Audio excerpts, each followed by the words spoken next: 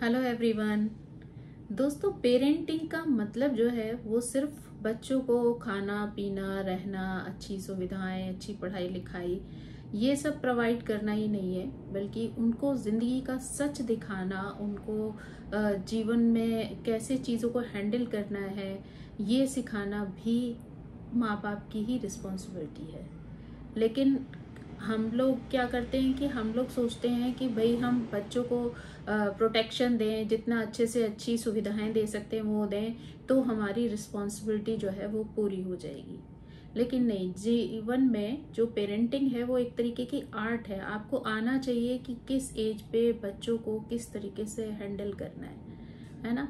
तो आप देखेंगे कि जो छोटे बच्चे होते हैं ना, वो कई बार जो है अपनी बात सिर्फ रो रो कर ही मनवा लेते हैं, और उसकी वजह हम खुद होते हैं। क्योंकि जब पहली बार बच्चा किसी चीज को लेकर रोता है तो सिर्फ हम उसका रोना बंद करवाने की वजह से उसकी वो इच्छा पूरी कर देते हैं। और शायद ये बच्चे जो होते हैं ना, भले ही वो मुंह से शब्दों को बोल ना पाए, पर उनके पास बुद्धि उतनी ही होती है जितनी हम लोग के पास होती है ना। बस वो एक्सप्रेशन उनके उस तरीके के नहीं होते हैं। तो वो बहुत अच्छी तरीके से ये समझ जाते हैं कि अगर हमें अपनी कोई भी चीज पूरी करवानी है, कोई भी बात मनवानी है पेरेंट्स से, तो बस जोर जोर से रोना शुरू कर दो। और फिर माँ बाप के लिए भी ये हो जाता है कि उन्हें भी लगता है कि अरे बच्चा रो रहा है, अरे दे दो। कई बार जो है बहुत सी चीजें ऐसी भी होती हैं जो शायद बच्चों के लिए अच्छी ना हो, हेल्दी ना हो, है ना। चाहे वो खाने पीने को लेकर हो, मोबाइल को लेकर हो, या किसी और एक्टिविटी को लेकर हो।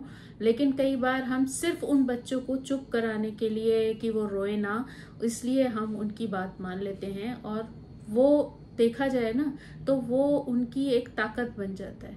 वो बच्चे उसी रोने को, उन्हीं आंसुओं को हथियार बनाकर माँ बाप को एक तरीके से इनडायरेक्ट वे में ब्लैकमेल करते हैं, और उन्हें जो बात मनवानी होती है वो मनवा लेते हैं। तो आप उनको इस तरीके की आदतों में ना डालें कि वो जब भी उन्हें कुछ चाहिए हो तो वो रोकर जो है वो उस चीज को ले लें, बल्कि आप उन चीजों को, उनके रोने को ना एक दो बार इग्नोर करें। तो जब आप उनके बच्चों के रोने को इग्नोर करेंगे ना, तो उन्हें समझ आ जाएगा कि हमारे रोने से कोई फायदा नहीं है, रोने से हमारी बात नहीं मानी जानी है। तो कई बार ये होगा कि वो बच्चे आपकी बात मान जाएंगे, बिना किसी आर्ग्यूमेंट के, बिना किसी रोने धोने के। तो ये चीज आपके हाथ में है कि आप उन्हें वो एक मौका दे रहे हैं कि जहां वो आपसे जिद करना सीख जाएं, या फिर आप उनको समझा के उनके रास्ते को बदल रहे हैं, जहां पे वो आपकी बात को भी सुनना शुरू करें, आपकी बात को भी इम्पोर्टेंस दें। उसके साथ साथ जो इम्पोर्टेंट बात है वो ये है कि बच्चों को हमेशा अपनी हर परिस्थिति से अवगत करा के रखना चाहिए। कई बार क्या होता है कि बचपन में जब जैसे बहुत सारे पेरेंट्स ऐसे भी होते हैं कि मान लीजिए आपके घर का बजट जो है वो बहुत अच्छा नहीं है ना, या फाइनेंसेस बहुत अच्छे नहीं है। लेकिन क्या होता है कि सिर्फ बच्चों की बात मानने के लिए, या बच्चों को बुरा ना लग जाए, या बच्चे बाहर से कंपटीशन करें तो उनको एक बुरी फीलिंग ना आए, तो उस चक्कर में माँ बाप जो है चोरी छिपे पैसा उधार लेकर इधर से उधर से जोड़ गांठ करके कैसे भी करके वो बच्चों की ख्वाहिशों को पूरा कर देते हैं। और होता यह है कि बच्चों को उस वक्त उस परेशानी का, उस कष्ट का जो है वो पता ही नहीं चलता, और उन्हें तो लगता है कि बस हम जो भी विश माँ बाप के सामने रखेंगे वो हमारी पूरी हो जाएगी। तो इसी स्थिति में उनकी ये एक हैबिट बन जाती है। और धीरे धीरे करके जब एक स्थिति ऐसी भी आ सकती है कि हो सकता है कि क्योंकि उन्हें तो ये कॉन्फिडेंस है कि वो जो मांगेंगे आप दे देंगे, तो हो सकता है कभी वो ऐसी चीज मांग बैठें जिसे पूरा करना आपकी सामर्थ्य से ही बाहर हो। और आप विश्वास नहीं करेंगे कि जिस वक्त आप उनकी इस विश को पूरा करने से मना कर देंगे, उस बात के लिए मना कर देंगे, उसी दिन से वो बच्चे आपको अपना दुश्मन समझना स्टार्ट कर देंगे। क्योंकि आप ही ने उनकी वो आदतें डाली हैं जहां पर उनको ये एहसास ही नहीं है कि आप जो भी कुछ उन लोगों के लिए जुटा रहे हैं, जो भी चीजें उनके लिए अरेंज कर रहे हैं, वो मतलब सिर्फ उनकी खुशी के लिए बहुत एफर्ट डालकर, बहुत स्ट्रगल करके, दूसरों से पैसा उधार लेके या जोड़ गांठ करके आप उनके लिए वो चीजें अर्न कर रहे हैं। तो उसके बाद जब वो आपसे ऐसी चीजें मांगना शुरू करेंगे जो बिल्कुल ही आपके कंट्रोल से बाहर हो जाएं, और तब आपको लगेगा कि आपको उन्हें मना करना पड़ेगा। और जब आप 2-4 बार भी उनको वो चीजें मना करना शुरू करेंगे तो आप सबसे दुनिया के खराब माँ बाप बन जाएंगे बच्चों की नजरों में। तो इसलिए आप शुरू से अगर उनको सच्चाई का सामना करवाएंगे, जो आपके पास है, जितनी सामर्थ्य आपकी है, जैसी परिस्थिति आपकी है, आप उस सच को उनके सामने रखिए। अगर आपके पास मान लीजिए कभी पैसे नहीं है, फाइनेंस नहीं है उतना, आप क्लियरली बोलिए कि बेटा इस महीने नहीं है, जिस वक्त पैसे होंगे उस वक्त हम करेंगे इस चीज को, है ना। आप सिर्फ जो है उनका मन रखने के लिए चीजें ना करें, क्योंकि जिस दिन आप नहीं मन रख पाएंगे उस दिन आपको खुद को भी तकलीफ होगी और उन बच्चों को भी तकलीफ होगी। तो कुछ चीजें ऐसी होती हैं जो आपको शुरू से ही बच्चों के अंदर डालनी चाहिए। उसके बाद यह है कि जैसे कई बार माँ बाप की आदत होती है कि जो फैमिली के बड़ों के बीच में मान लीजिए कोई बातचीत चल रही है, कोई कॉन्फ्लिक्ट चल रहा है, कोई डिस्कशन चल रहा है, इवन चाहे वो उनके दादी बाबा को लेकर हो, नानी नाना को लेकर हो, या कोई अड़ोसी पड़ोसी को लेकर हो, वो बच्चों के सामने डिस्कशन करना शुरू कर देते हैं। और आप विश्वास मानिए कि बच्चों को ऐसा लगता है जैसे वो एक इंटरटेनिंग स्टोरीज है, और बच्चे उसमें इन्वॉल्व होना शुरू हो जाते हैं। तो जब ऐसी स्थितियां आती है ना, तो कई बार बच्चे इस तरीके से इन्वॉल्व होने लगते हैं कि उनका ध्यान जो है पढ़ाई की चीजों से तो हट जाता है और पूरी तरीके से माँ बाप के और मिर्च मसाले वाली बातों में लग जाता है। तो कभी भी, और कई बार तो ऐसा भी होता है कि बच्चे, पता चलता है कि उनको ये तो पता नहीं होता कि किसके सामने क्या बात कहनी है, किस लिमिट तक कहनी है। तो कई बार जो कमरे में माँ बाप अपनी बातचीत कर रहे हैं और बच्चा उसमें इन्वॉल्व हो रहा है, तो पता चलता है कई बार बच्चा ऐसी बातें बाहर वालों के आगे अचानक से बोल देता है जिससे कि आपको खुद भी शर्मिंदा होना पड़ सकता है। और बच्चा तो इनोसेंट है, तो लोग कह देंगे कि बच्चा तो मासूम है, उसको क्या पता, इसका मतलब बड़ों ने ये वो बातें की होंगी इसीलिए बच्चा ऐसी बातें बोल रहा है। तो वो आपके लिए कई बार जो है शर्मिंदगी का कारण भी बन सकती है। तो हमेशा बच्चों को बड़ों के बीच में जो भी बात हो, लेकिन बच्चों को उन बातों से हमेशा दूर रखिए, क्योंकि एक तो जब वो बड़ों की बातों में इन्वॉल्व होना शुरू करते हैं ना, तो कई बार उनकी जो इनोसेंस होती है, जो बचपना होता है, वो भी जल्दी खत्म हो जाता है, क्योंकि वो इतनी बड़ी बड़ी बातें करना शुरू कर देते हैं कि वो एज से भले ही मैच्योर हो ना हो, पर वो अपनी बातचीत से, अपने व्यवहार से बहुत ज़्यादा मैच्योर टाइप की बिहेवियर करने लगते हैं। और कभी भी जब ये चीज़ होती है ना कि इंसान अपनी आयु और व्यवहार में तालमेल नहीं बिठाता, तो वो चीज़ उनके लिए अच्छी नहीं साबित होती आगे जाके। तो इसलिए जो है बच्चों को कभी भी बड़ों की बातों में शामिल ना करें। अगर कोई भी बातचीत आपको इम्पोर्टेंट करनी है, अपनी फैमिली से रिलेटेड करनी है या कुछ भी है, तो बच्चों को वहां से उसी वक्त करें जिस समय बच्चे वहां अवेलेबल ना हो, है ना। उसके बाद जो इम्पोर्टेंट चीज है कि जो भी पूजा पाठ, जो भी संस्कार आपके घरों में होते हैं, कई बार ऐसा होता है कि बहुत सारे माँ बाप ऐसे हैं, वो ये सोच लेते हैं कि अरे कोई नहीं, बड़ा होगा तब सीख जाएगा, अरे बड़ा होगा तो खुद ही सीख जाएगा। बट एक्चुअली ये ऐसी चीज नहीं है जो आप, जब बच्चा बड़ा होगा तो आप उसे घोल कर पिला देंगे और वो सीख जाएगा। क्योंकि जब उसे वो कनेक्शन, वो फीलिंग बचपन से है ही नहीं ईश्वर के प्रति या अपने पूजा पाठ के प्रति या अपने संस्कारों के प्रति, आपने कभी उनको उन चीजों में इन्वॉल्व ही नहीं किया, तो उनको उन चीजों के बारे में पता ही नहीं होगा। और आप सोचे कि बड़ा होने के बाद अचानक से उनके अंदर वो फीलिंग भगवान के लिए डेवलप हो जाएगी, या आपके जो संस्कार हैं, आपके जो तीज त्योहार करने का तरीका है, वो अचानक से उनको आ जाएगा, ऐसा बिल्कुल भी नहीं है। होगा ये कि धीरे धीरे करके वो जो आपकी पीढ़ी दर पीढ़ी जो बहुत सारे जो रीत रिवाज, संस्कार, चीजें हैं, वो एक दिन पूरी तरीके से विलुप्त हो जाएंगी। क्योंकि हो सकता है जैसा आप सोच रहे हैं कि आपका बच्चा बड़ा होके सीख जाएगा, हो सकता है जो उसकी वाइफ आए या हस्बैंड आए, वो भी यही, उसके पेरेंट्स भी यही सोचते हो कि बच्चा बड़ा होगा सीख जाएगा, और पता चला जब वो बड़े हुए तो वो किसी ऐसी जगह पर हैं जहां आप में से कोई भी नहीं है उसके, उन लोग के साथ में। तो वो क्या सीख जाएगा? उनको कुछ आएगा ही नहीं। वो सिर्फ वही करेंगे जो टीवी में देख रहे हैं, सीरियल्स में देख रहे हैं, या इधर उधर किसी से उन्हें कुछ दिखाई सुनाई दे गया, तो वो सिर्फ उनके लिए एंटरटेनमेंट का साधन बन के रह जाएंगे। वो त्योहार, वो जो एक इमोशन है, जो एक ईश्वर से कनेक्शन है, जो उन त्योहारों के प्रति एक इमोशनल फीलिंग है, वो उनके अंदर कभी भी नहीं आ पाएगी। तो आप बचपन से ही ऐसी कोशिश करें कि जब भी आप कोई पूजा पाठ करते हैं, स्पेशली आपके घर में अगर मान लीजिए कोई त्योहार होता है और जिसके प्रॉपर रिचुअल्स हैं, तो आप उनको बिठाइए जरूर। ज्यादा क्या होगा, वो बच्चा मंत्र बोलना नहीं जानेगा, पूजा बोलना नहीं, लेकिन उसको पता है ना कि ये चीज हमारे घर में होती है। तो आगे जाके भी मान लो वो उतना डिटेल्ड ना करे, लेकिन कुछ तो करेगा। लेकिन जब उसको आपने कभी इन्वॉल्व ही नहीं किया, तो उसको तो पता ही नहीं है ना इस नाम का कोई त्योहार भी होता है। उसके लिए तो बस उस दिन पूड़ी सब्जी खाना और मिठाई खाना, बस यही एक त्योहार का डेफिनेशन रह जाएगा। तो इसलिए आप उनको ये सारी चीजें बचपन से सिखाएं, अपने साथ एटलीस्ट शामिल करें उन चीजों को, ताकि बच्चों को ये समझ आए कि ये हमारी संस्कृति है, हमारे संस्कार हैं, जिनको हमें अपने घरों में फॉलो करना होता है, जिससे हमें एक पॉजिटिव एनर्जी मिलती है, ऊपर वाले का आशीर्वाद मिलता है, अच्छे संस्कार मिलते हैं। तो ये एक बहुत लाइफ का इम्पॉर्टेंट पार्ट है जो हर बच्चे को जो है सीखना चाहिए और हर पेरेंट्स को अपने बच्चों को सिखाना चाहिए, है ना। उसके बाद जो चीज आती है वो बच्चों की हेल्थ की आती है कि कई बार जो है बच्चे जो है वो अपनी चॉइस का खाना खाने की कोशिश में रहते हैं, और माँ बाप भी मतलब जरा सा बच्चे ने कहा नहीं मुझे ये नहीं खाना है, मुझे तो मैगी खाना है, तो पता चला मदर ने मैगी बना के दे दी।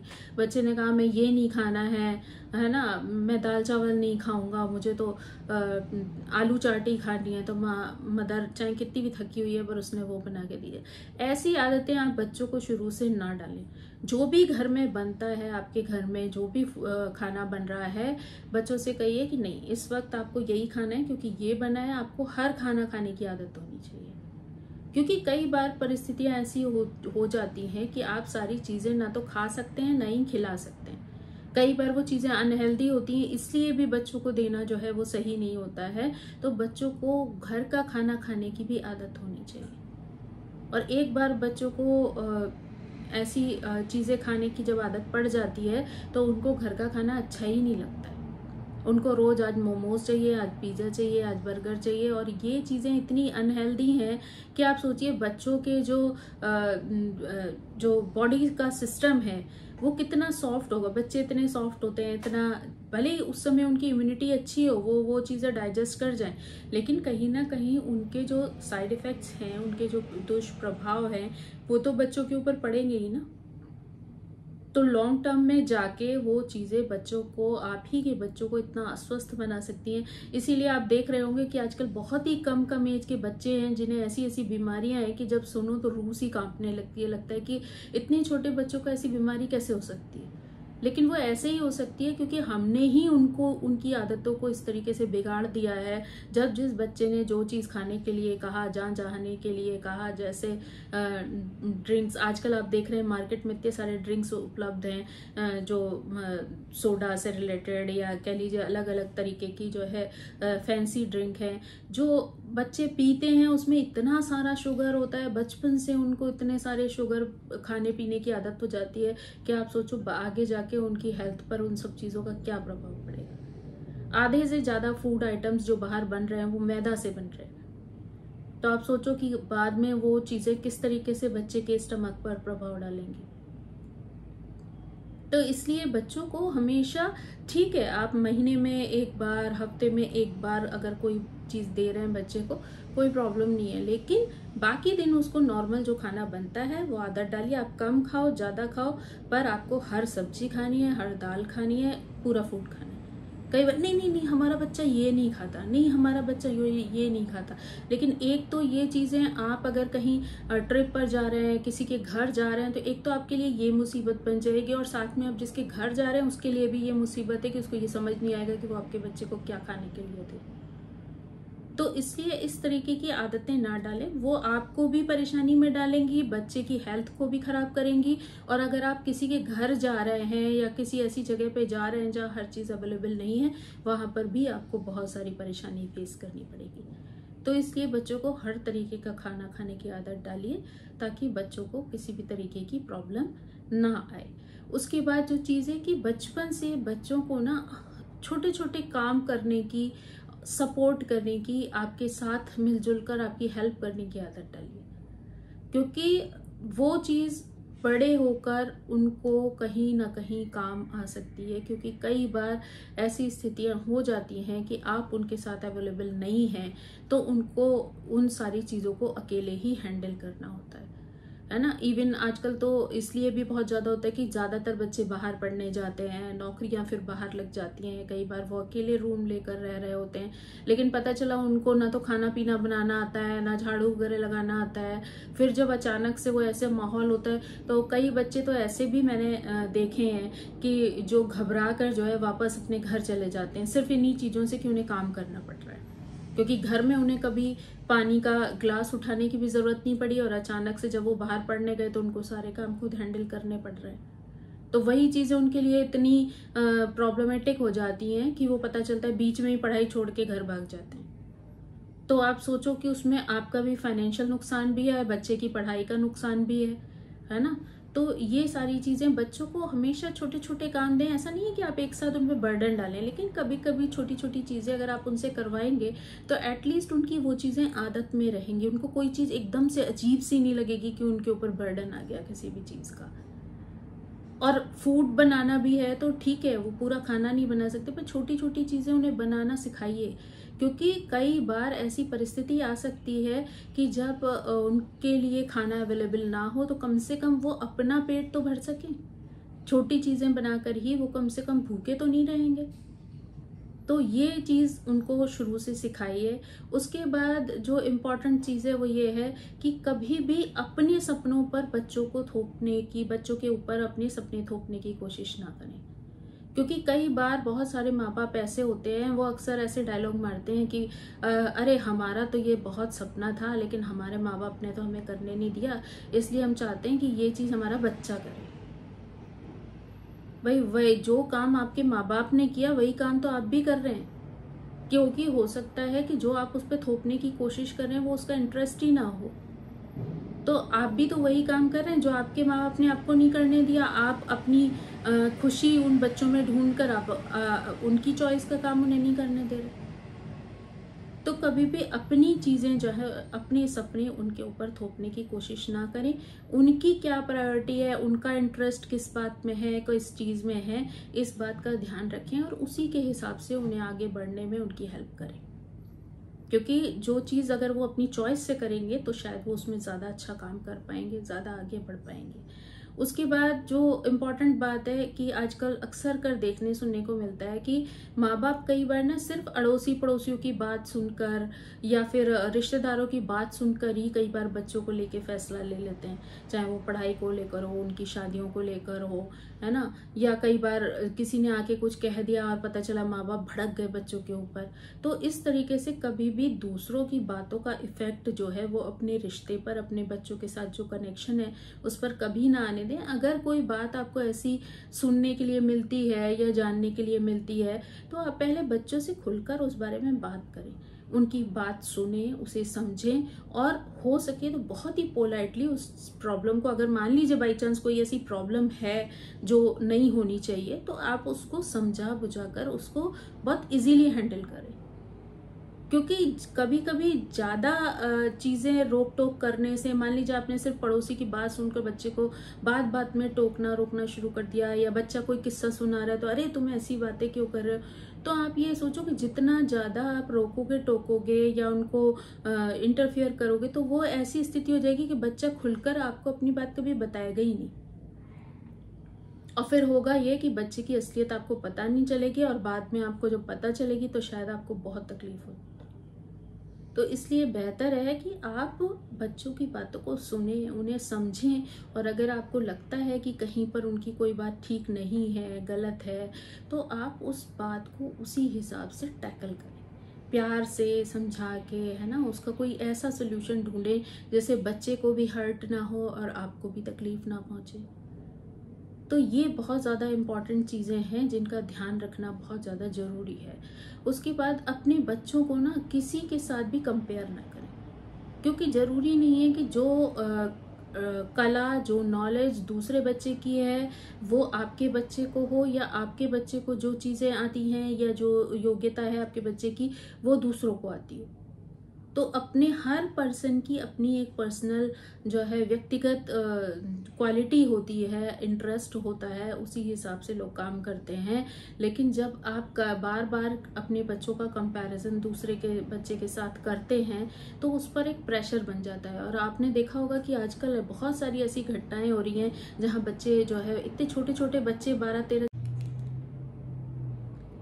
तो कई बार बच्चों के ऊपर इतना ज़्यादा प्रेशर बन जाता है कि बच्चे जो है अपनी बात पलटकर माँ बाप को बता ही नहीं पाते। अपना डर, अपनी घबराहट बच्चे बोल ही नहीं पाते हैं, क्योंकि उनको लगता है कि अगर हम पापा को ये बोलेंगे कि मैं ये नहीं कर पाऊंगा या मुझे ये नहीं आता है तो शायद मेरी डांट पड़ जाएगी या मुझे सबके सामने उल्टा सीधा बोला जाएगा, है ना।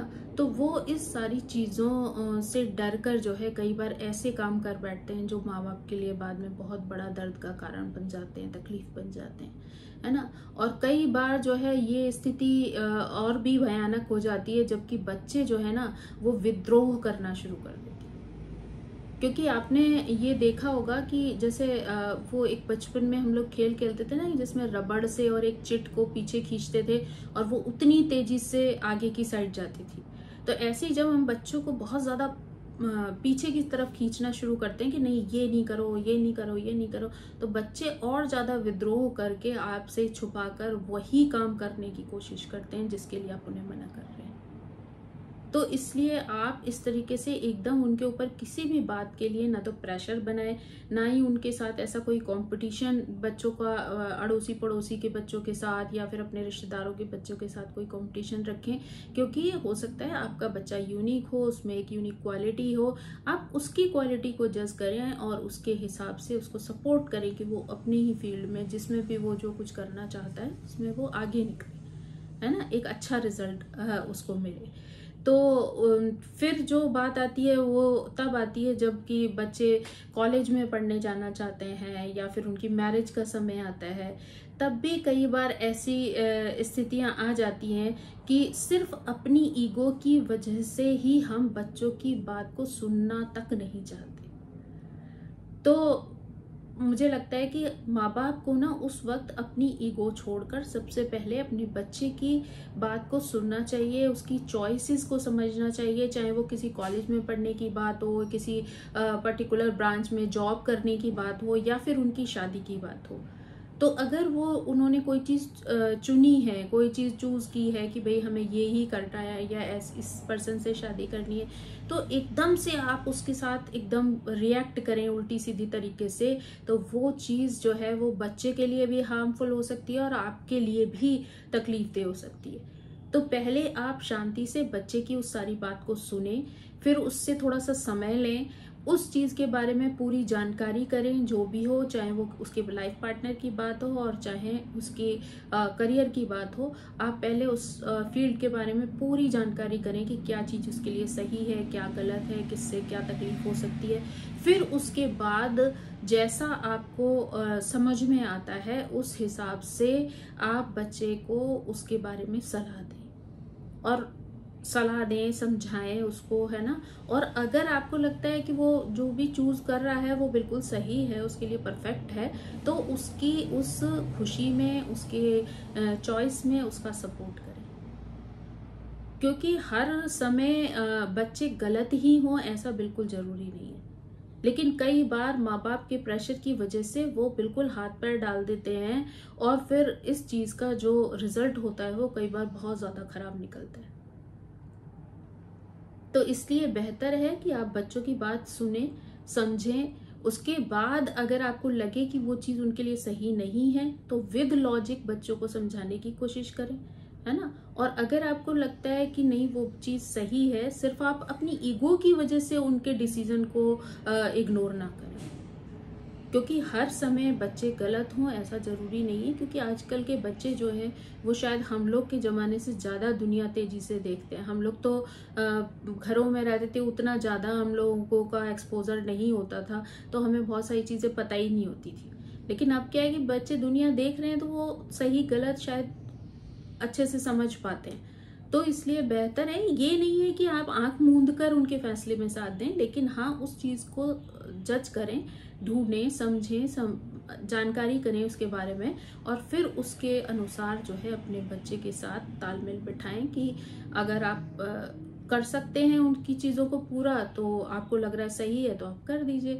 अगर आपको लग रहा है कि कहीं पे उनको नुकसान पहुंच सकता है तो एटलीस्ट उनको उस नुकसान के बारे में बताइए ज़रूर, ताकि बाद में अगर कल को कोई बात होती है तो आपको भी रिग्रेट ना हो या फिर उस बच्चे को भी रिग्रेट ना हो।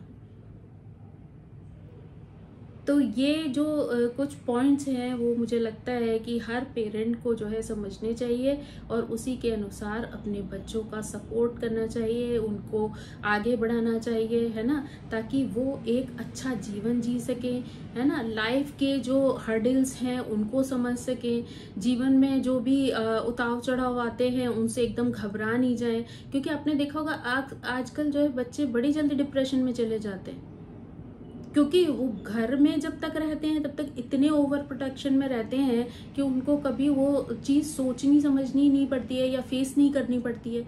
और जब वो बाहरी दुनिया में निकलते हैं, चाहे वो पढ़ाई के लिए निकले या जॉब के लिए निकले ना, या शादी के केस में जाएं, तो उनको यही स्थिति होती है क्योंकि उन्होंने दुनिया उस ढंग से देखी नहीं है घर के अंदर वाली। तो मतलब बस वो प्रोटेक्शन में है, तो वो बाहर की उन स्ट्रगल्स को नहीं समझ पाते कि किस तरीके से उनको उन सारी चीज़ों को फेस करना है। तो आपकी रिस्पॉन्सिबिलिटी है कि बचपन से उन्हें इस तरीके से गाइड करें कि बड़े होते होते वो उन सारी चीज़ों को समझना शुरू कर दें, हैंडल करना शुरू कर पाएं, खुद जब बाहर पढ़ने निकलें तो वो उन चीज़ों को खुद सोच पाएं, समझ पाएं, उसी तरीके से डिसीजन ले पाएं।